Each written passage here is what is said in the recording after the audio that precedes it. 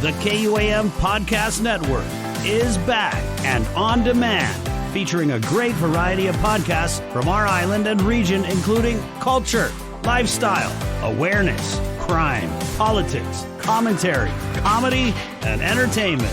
Available on most streaming platforms.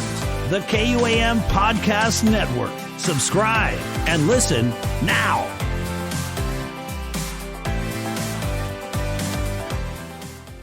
The best candidate for the Guam Legislature. There are plenty of thoughts on what kind of attributes this person can possess to sit with 14 others and run the legislative branch of the Government of Guam. I won't speculate on who is running and that kind of stuff. Well, maybe I will. A legislative majority is at stake this year. Guam politics is again the focus on this edition of That's It, That's All.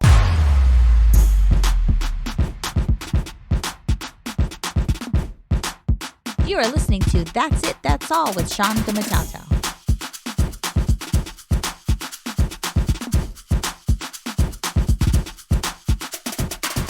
You are listening to That's It, That's All. I am Sean Gumataotao, the host of the podcast. That's It, That's All is brought to you by our friends at Get LLC. They are a consulting and specialty construction materials and supplies firm that serves public and private sector organizations in the Western Pacific. Want to understand more about the best energy efficient upgrades for your respective job sites? You need help with writing a safety plan?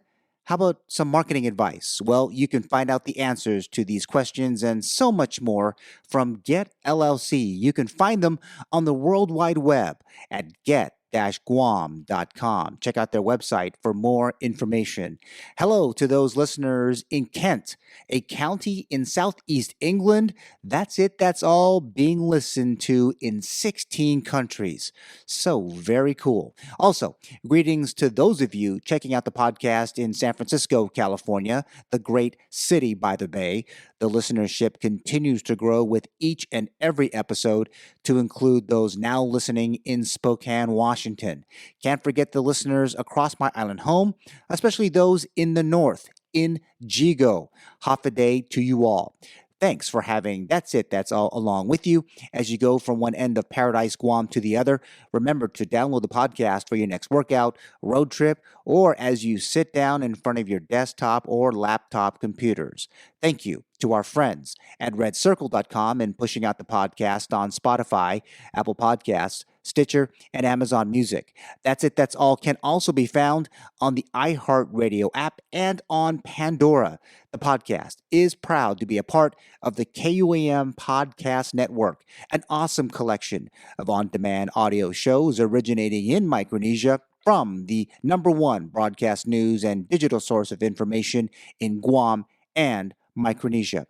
Like, subscribe, or follow us right now on your favorite podcast app.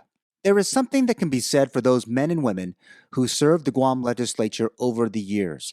The predecessor of the Guam Congress has surely come a long way from the days of advising Navy captains as more of an advisory board in the 1930s. By 1950, and the signing of Guam's Organic Act by then President Harry Truman, things were bound to take an aspirational trajectory. The 21 men that made up the first Guam Legislature, captains of industry and giants of education, names that would later take higher office. Advising was still in play. Creating policy, though, was as important to the young experiment that was democracy. Fast forward 72 years. The body is reduced from 21 to 15 members. Women would be elected to the branch, with women to even lead it. A diverse bunch of citizens from different backgrounds and political philosophies. 7 decades have passed and values seem to have changed a bit. It's not hard to discuss the demise of the original political parties that drove the membership that is now the members of the current legislature. The talk can take up other podcasts. Talking with Island Manumco recently, many this podcaster has spoken with are looking at the Guam Congress building with a different lens and perspective. They wonder where the insightful debate and collegiality have gone in recent years. Many have stopped watching the work of the Guam Legislature, as they have said that recent bodies have just seemed to have forgotten the mission of the branch. They're not seeing a check on the power of the executive. They are reducing the effectiveness of the judicial branch and their interpretation of the laws of Guam. They are not seeing representation of the things that matter most for their respective villages. Many my age see the Guam legislature as the single most unpopular of the three branches. Middle-aged Guam residents feel that current senators, and even those over the past decade, have forgotten what the role of the branch really is, statutorily included.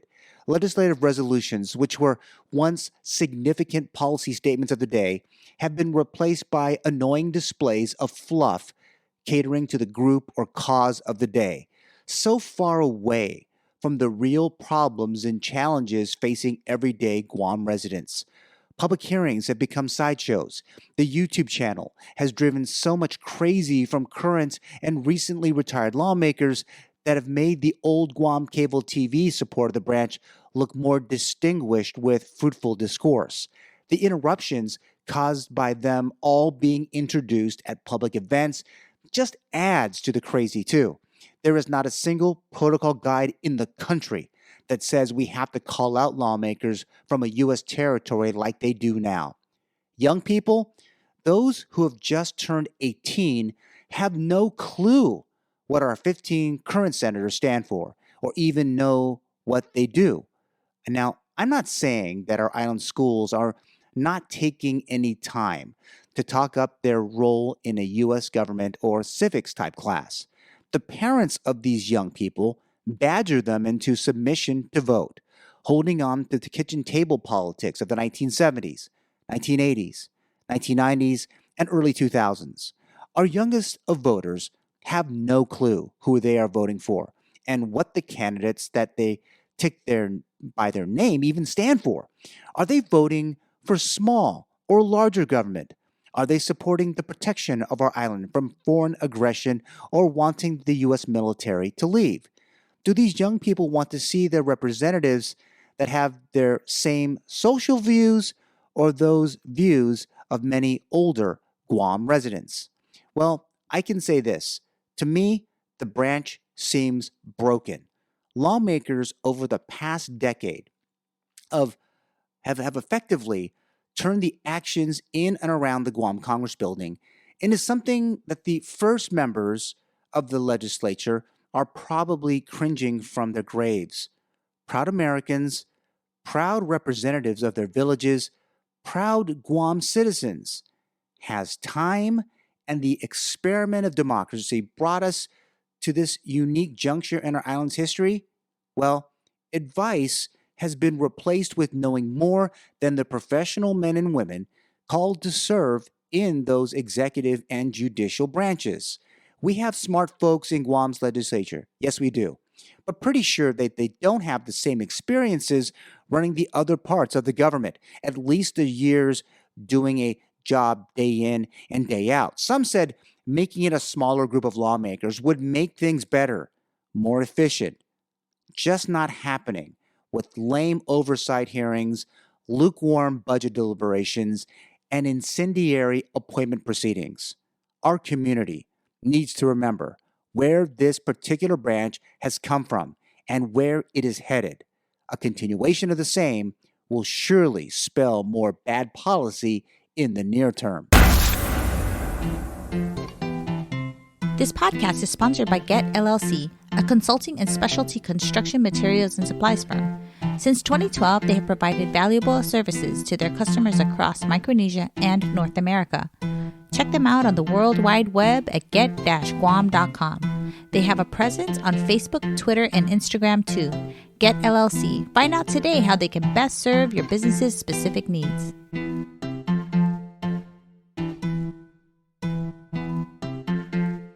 On January 24, 2022, the Pacific Daily News reported that 16 individuals picked up packets to make a bid for the 37th Guam Legislature. This number included 3 incumbents, 2 of them throwing their hat in at least one other race. 13 other men and women are looking to fill the 15 seats. But it is early.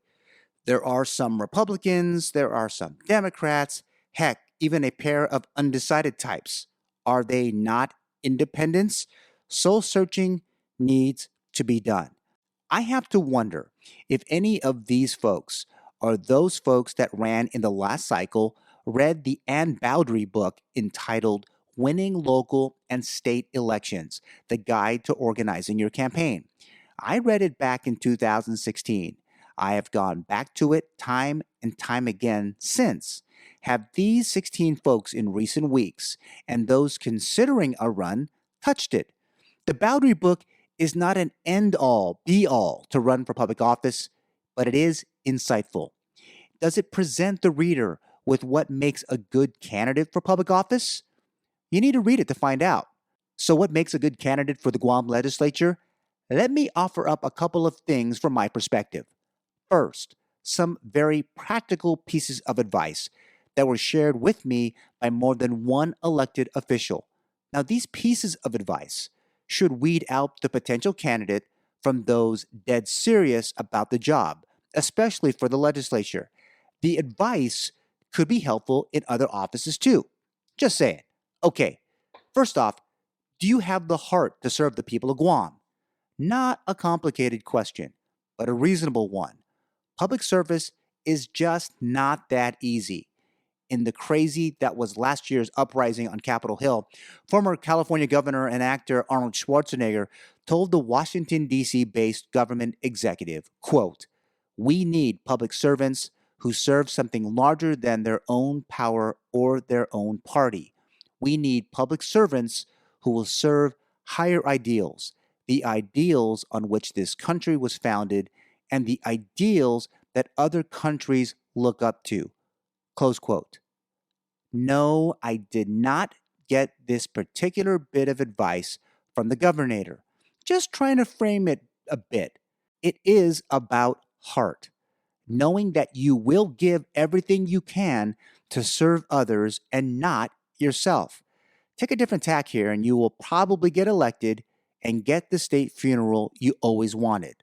Heart is doing the right thing for every member of our island society. Candidates who cannot see this clearly are doing this work for the wrong reasons. Heart is something that you cannot teach. Heart is an experience that is greater than yourself. Next, and closely related, is the right frame of mind or thoughts to serve. Pointing to your chest, then your head in succession is the best way to describe this for all of you podcast listeners. The amount of brain power needed will be significant. I am not saying that only smart people get into public office. I surely am not saying that. Thinking, the right frame of mind, quality policymaking is needed at this critical time in our island's history. Not just your noodle, but the brain power of the people you will bring together to assist in this great public service. That is the staff and people that are around you. Also, working with the other members of the branch, hoping that they are on the same page. Thinking is experience. Can you bring your experience into play in this branch? Surely you can. The right heart and right mind will see a victory in the polls. Now wait, did I say that? It doesn't hurt to have the winning attitude. So, heart and mind. Okay, makes some sense. This is two pieces of advice. Well, really, it's just one with two important elements. So then the second, more of a visualization, if you will. The rigors of lawmakers will not be without detractors. There are plenty in the peanut gallery that will be less friendly than those in your party pocket meeting or on a talk show or two or three or podcast and the like. The second is the idea of what the legislature is, a big glass house, one where you would live for, say, 2 years. That glass house with you in it and folks who don't care for your politics, personality, or attitude will constantly throw rocks at your house. Will it break? Well, that depends. This visualization speaks to the good and bad that you will hear and experience in the role of being an elected official, a lawmaker, if you will. It isn't enough that you feel good about the people who voted your ass into office. Remember, they can vote your ass right out too. These tidbits can be taken for what they are. But covering elections for nearly 3 decades, been involved in them 3 or 4 times in small and big races, I come to this with a bit of experience, especially as part of this island's number one contact sport. If you think that these bits may be a bit challenging to take on, or you feel you have it down pat, the next bits will surely be needed to be taken seriously, or your campaign for island lawmaker could fall way short. This podcast is sponsored by Get LLC, a consulting and specialty construction materials and supplies firm. Since 2012, they have provided valuable services to their customers across Micronesia and North America. Check them out on the World Wide Web at get-guam.com. They have a presence on Facebook, Twitter, and Instagram too. Get LLC. Find out today how they can best serve your business's specific needs.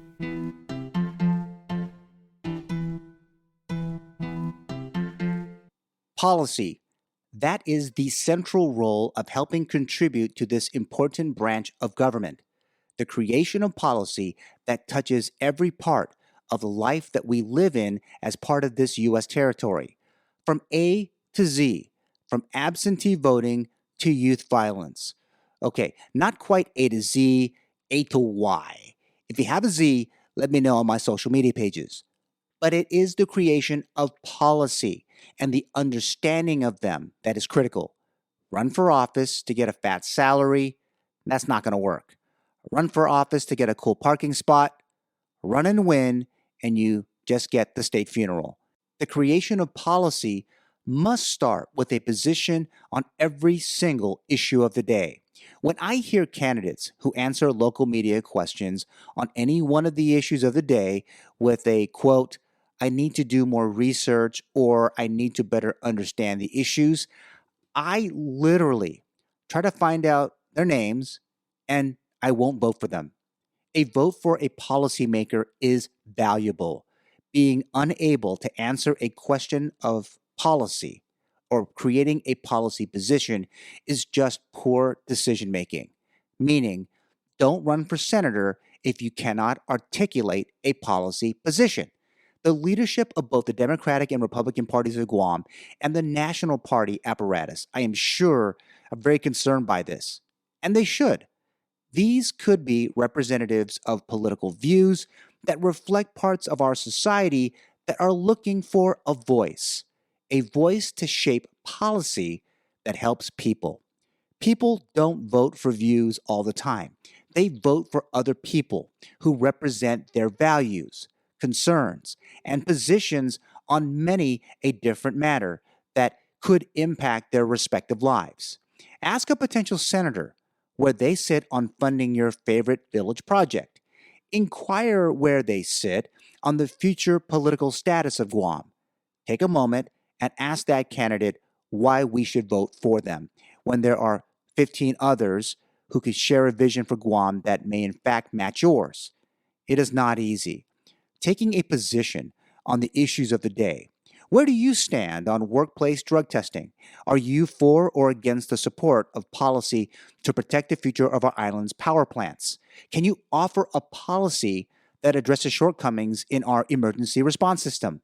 These are just some of the many, and I mean many, issues that a position or policy consideration can come from. A to Y, or Y to A, however you slice it. We almost have to go back to our high school civics classes for more insight. What is the role of the legislative branch? What is your elevator speech response going to be, future senator? Well, what is the answer to the questions from my friends from the KOAM podcast network when they come calling to you? Well, there is no question that a command of the basic role, as laid out in the Organic Act, is helpful. The 72-year-old document is not a hard read, but reading it from front to back, if you will, is needed. Many in the seats today have forgotten what the Organic Act lays out as the role of the branch. Importantly, what it is not.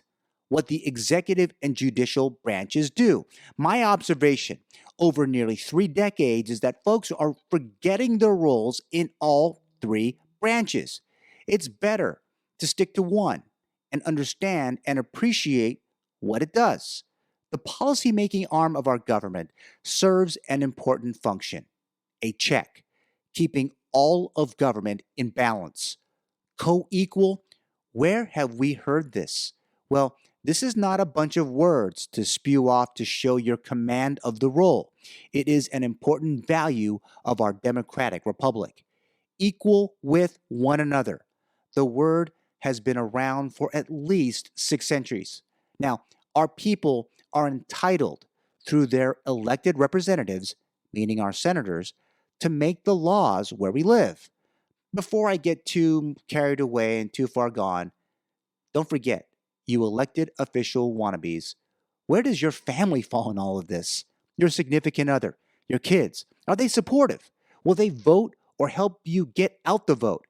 Important questions to ponder.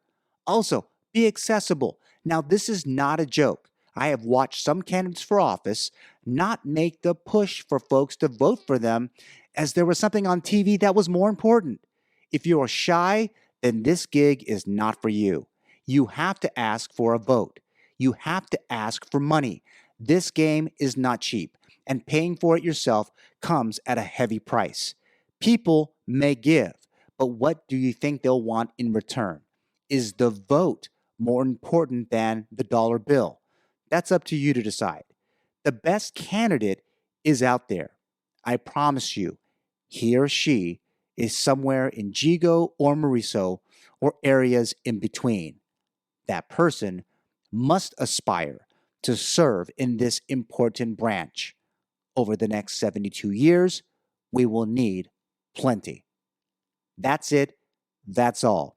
If you enjoyed this podcast, download, press subscribe, or follow us right now. More great content is on the way. Talk to you soon.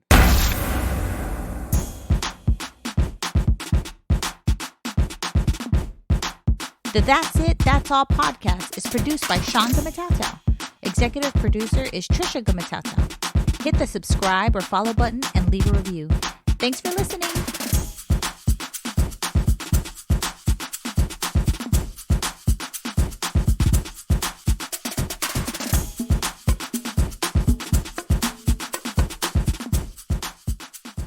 The KUAM Podcast Network is back and on demand, featuring a great variety of podcasts from our island and region, including culture, lifestyle, awareness, crime, politics, commentary, comedy, and entertainment. Available on most streaming platforms. The KUAM Podcast Network. Subscribe and listen now.